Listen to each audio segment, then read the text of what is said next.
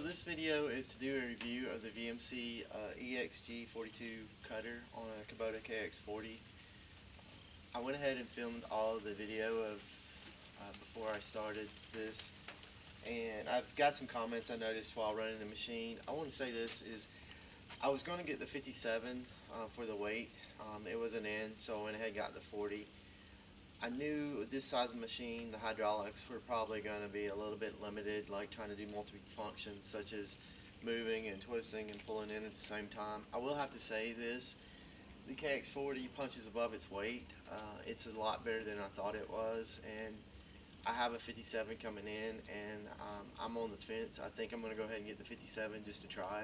It's just for personal use. And also, in the videos, the banks are a lot steeper. I mean, they're about like, probably about like that. They're a lot steeper than the video lets on. So a lot of my comments about the size of the lighter versus this VMC is based on that.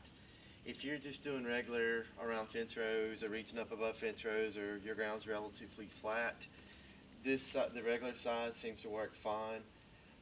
And so my comments I wanted to clarify in the opening are, if you're looking between like a 33 and a 40 and you're never going to get any bigger than that, I would probably go with the light version because it's 500 pounds versus 750 pounds. If you're starting out with a 40 and you may step up to a 57, or you leave the room open, I would probably go ahead and get the standard version unless you're okay with getting it and trade it. I think it'll work with both of them, the 40 or the 57. But we're going to see with the 57 if I end up getting it. So I just want to clarify that in the opening comments, and so this gets to the test.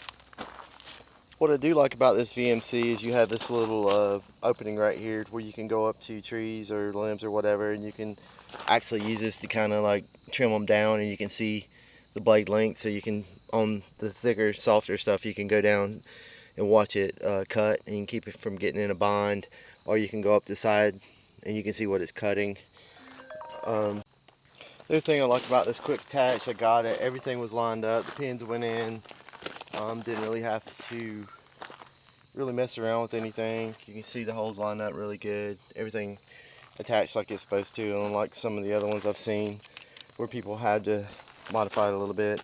The only couple of issues I would say are, not really issues, but just how it came, is this pump, this little piece right here came, and this was this way, so I wasn't paying attention, and it was cutting backwards, and basically all you have to do is take out these two bolts right here and flip it around.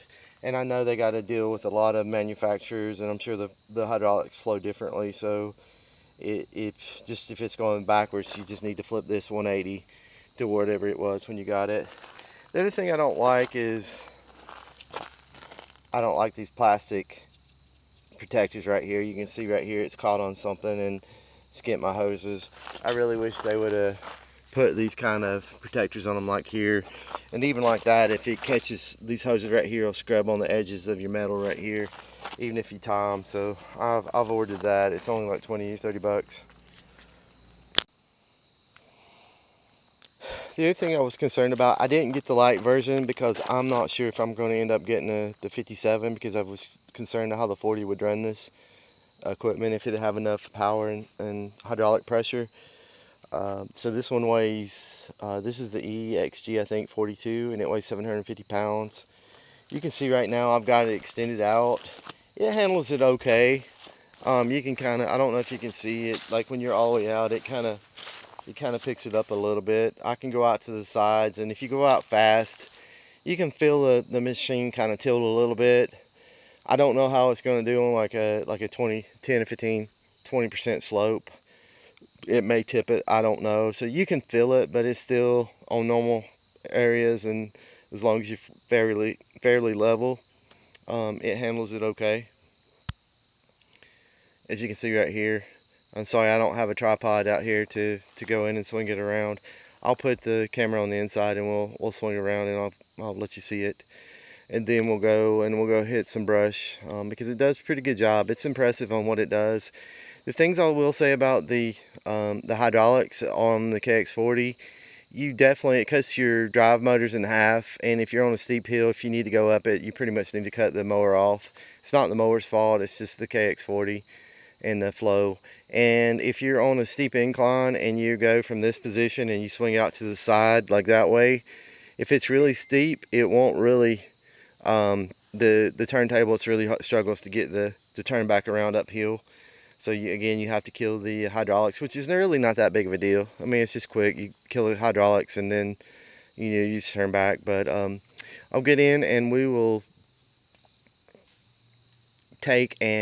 I'll go some different directions and show you like the tipping and what it kind of hopefully looks like. And then we'll cut a little brush and show you kind of how it performs.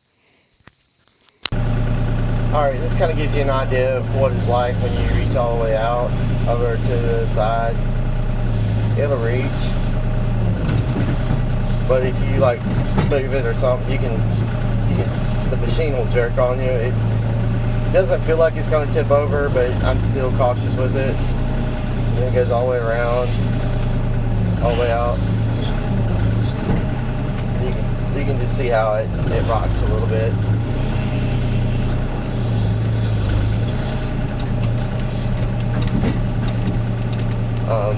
I mean, it's just more annoying than anything. So if you're only going to use it with the KX40, I think I would go with the light version, and it weighs 500 pounds. I think it would be like a perfect fit.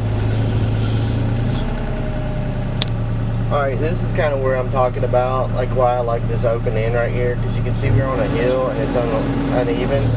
So with this blade right here, you can kind of watch it and see, make sure it doesn't dig into the ground, and you can kind of elevate up when you're cutting. So we'll go ahead and cut some of this and I'll show you what I'm talking about.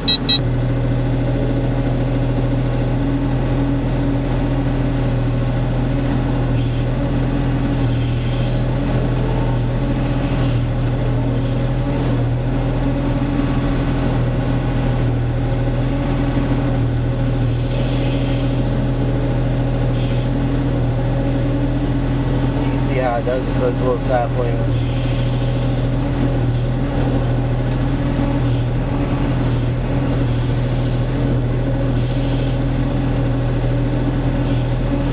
On little stuff like that, it's probably, I find it's better to go about on top of it and then just kind of choose everything up.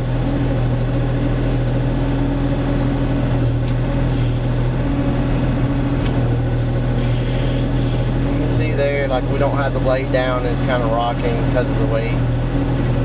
Again, I think the light version would do really well with this.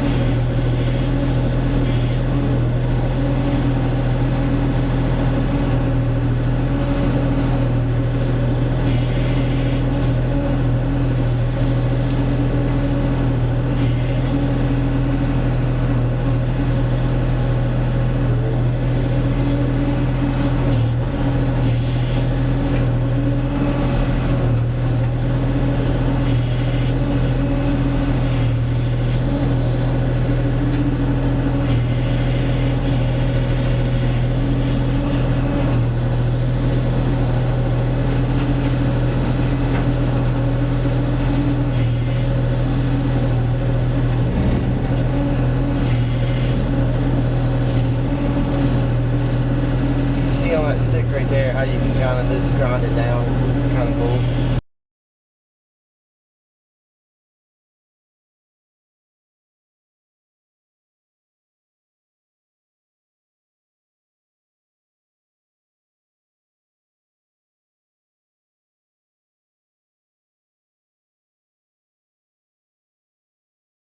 See how tippy we kind of get on this hill right here. I've had some ask me how it trims tree limbs, so again, that's why I like having that blade sticking out kind of like it is right there. We're going to go ahead and put the blade down a little bit.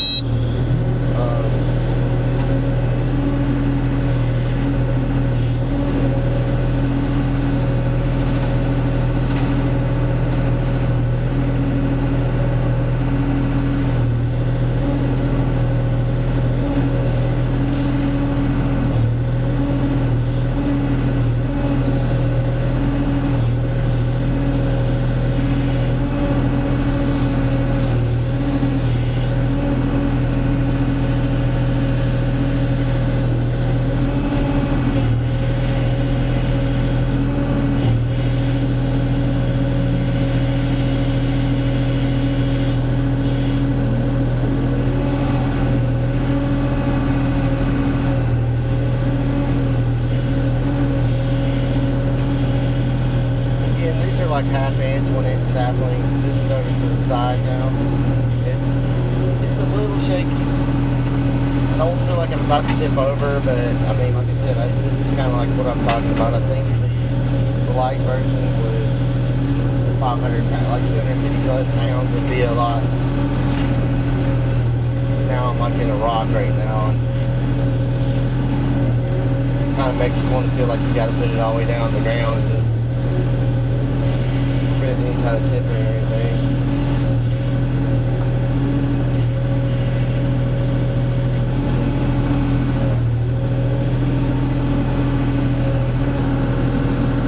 Again, this is another area why I like having that blade out, because you can kind of go up around these trees if you need to.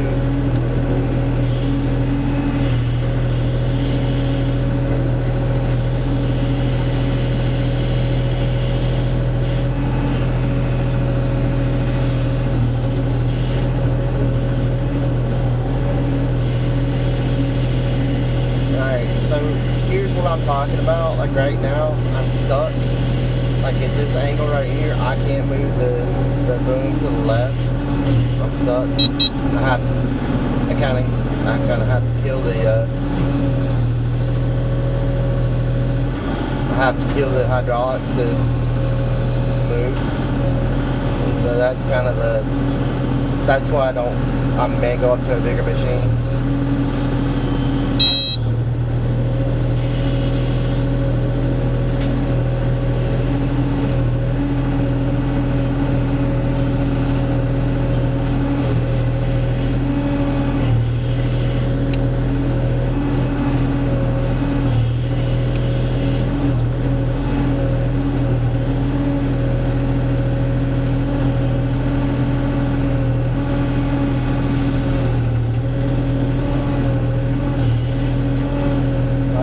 Like right now, the way it feels, I don't really want to extend over to the sides much more than that.